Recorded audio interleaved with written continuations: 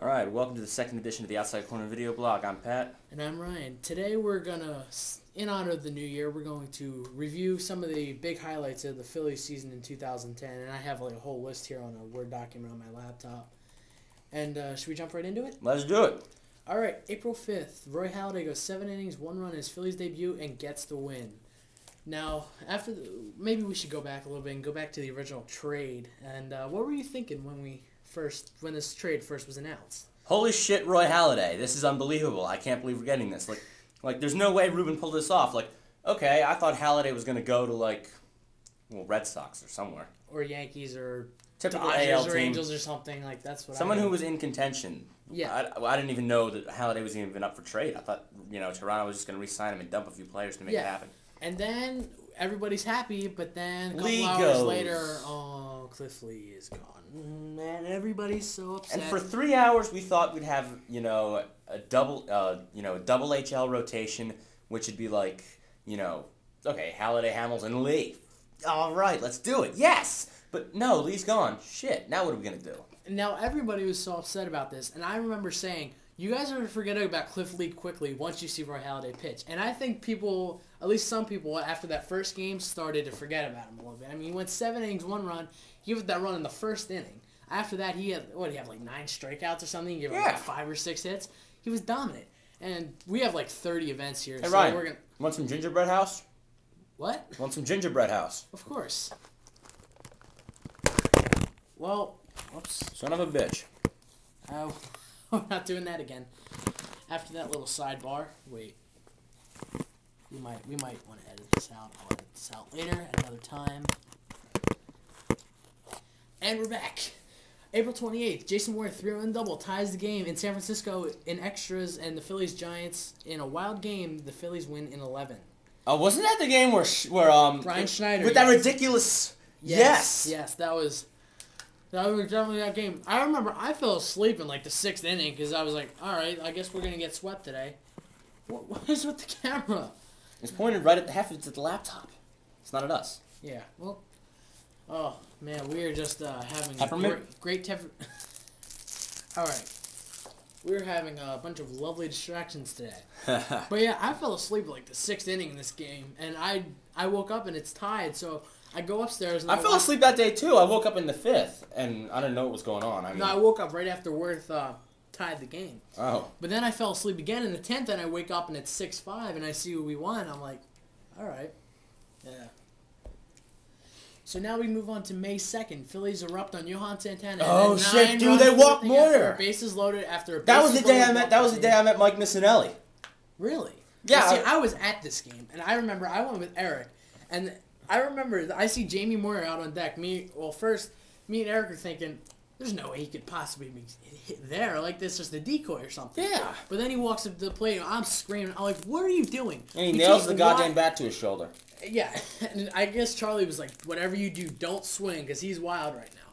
And then he eventually walks. I'm like, all right. He walks, starting to run. Next batter. Was it Shane? It was Shane, It was Shane. Yeah, it was Grand Shane. slam. Then 2 batters later, Utley, gone. And who else hit a home run that inning? I think maybe it was Howard? I don't even remember. It was Howard or Worth or something. I think it was Worth. Yeah, I don't remember, but that was one of the better games of the year, especially because I loathe Johan Santana. I cannot stand him for the life of me. He's a dick. Pretty much. No, I mean in personal life wise. Oh yeah. Was he? He was charged for statutory rape. Well, yeah, or something? there was the whole thing where he came on some girl's leg, but. Oh yeah, that was what it was. Yeah, and the very next night against the Cardinals, Phillies fans get tased on the field in a loss to the St. Louis Cardinals. Steve Consalvi. Steve Consalvi. I am friends with this guy on Facebook. Yes, Yeah, I am me friends too. with this guy on Facebook right now. I had him because he went to Boyertown. He graduated from Boyertown last year, not far from where we are. But I watched this game. I could easily see some dumbass from the senior class in our school doing the same shit. Well, yeah, but. No, especially if you go to the Boyertown hockey games where we play Boyertown, those are... I haven't been in one of those yet, but I'm totally going to. January 28th. Yes. That's the next one. Yeah, they get wild. Now moving on to May 27th, Phillies lose 3-0, completing a shutout sweep. We didn't from even the score Mets any runs that series, did we? This is when this whole Phillies slump started and everybody started fuck. to freak out. No, it was before that. Zach Duke. Well, that was kind of the start. I was at that game, the Holiday bobblehead night, but I decided to leave that out of here. But well, obviously, this is when the slump really started to take form, and I was one saying like people need to stop worrying about this, but I don't know. I guess there's nothing really much more we can say about that. Moving on to much brighter events. May 29th, Roy Halladay throws the 20th perfect game. I watched that shit online. I was at my uncle's house that time in Virginia. You weren't. I mean, you. What? The Comcast Sportsnet wasn't showing the Phillies. It was the Virginia Comcast Sportsnet. So I watched the cast of it online. Oh, well, I remember I was also at Eric's house for this game, and he has two like plasma TVs stacked on top of each other. The top one had the Stanley Cup on it because the Flyers Game 1 Stanley Cup was that night, and I think it was like in between periods. No, I remember now. I came home. We came home from my uncle's boat, and it was like, and I came home and I log into Facebook, and Blaze Harmon messages me. Roy Halladay, 6 perfect innings. And I'm like, holy shit! I gotta find something of this. And I did. Then I just sat there and watched it. Yeah, I remember. And his dad was, I think he had a bet on, like, the Blue Jays and the Red Sox or something. I know the Red Sox were in the game. I can't remember who they were playing. But his dad had a bet on that game, and his friend was also there. And they wanted to watch that game instead. But I was Moron? I remember after Why would the you third watch inning, that instead of this? I don't know. He had a bet. He wants his money. Well, yeah. But I remember after the third inning, I just said this jokingly. Halladay, he's throwing a perfect game right now. And I said it as a complete joke. And then 3 innings later, I'm like, wait a minute. Halladay still has this perfect game going. So then his dad's like, all right, I'm not. And the only reason it was a perfect game, the only reason it even happened was because Cameron Maben needs glasses. Yes. That's why you kind of feel bad for Josh Johnson. The guy pitches a great game, 7 strong innings, 1 unearned run, and he loses the game because the other guy throws a perfect game. That's just Chase Utley hit a bullshit excuse for a triple that should have been a flyout, but I'm not complaining. Yeah, I mean, that's the kind of luck you have when you face Roy Halladay like that. Moving on to June 2nd, which was the series after in Atlanta, Phillies lose possession of first place in a 2-1 loss to Atlanta after being swept by the Braves. That was sickening to me. That game was June 19th, I was also at this game. Phillies blow 5-run lead in the ninth. The Twins game? To the Twins. God damn it, I was at that game. I was at that game too. It was a family game, I remember. Because me and my family, my dad grew up with 7 older brothers and sisters. Wilson Valdez hit a home run. Solo shot. He had 2 home runs. Oh, shit.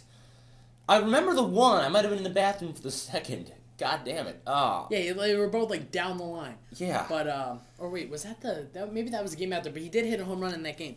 But I remember, my dad grew up with 7 older brothers and sisters, and this was the second annual Dempsey Family Phillies game where all like 40 of us with all their kids and all my cousins and all that. Yeah. There was like 40 of us or 45 of us that went. We tailgated before the game, we tailgated after the game, we went into the game, we were feeling good in the 9th inning.